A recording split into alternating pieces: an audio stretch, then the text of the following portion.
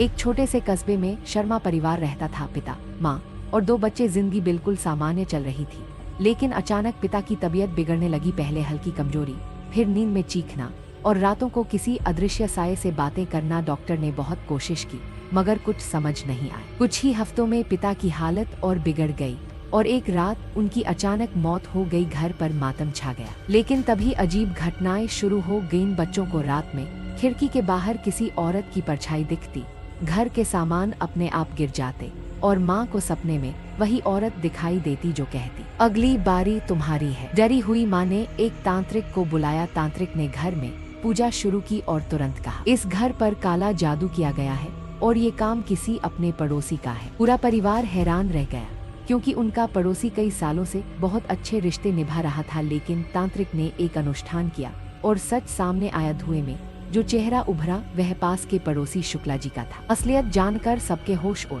गए। शुक्ला जी ने ये काला जादू सिर्फ इसलिए किया क्योंकि वह शर्मा परिवार की तरक्की से जलते थे। उनकी जलन इतनी बढ़ गई थी कि उन्होंने पिता की जान ले ली। तांत्रिक ने तुरंत काला जादू तोड़ने की क्रिया की और पड़ोसी को सामने बुलाया।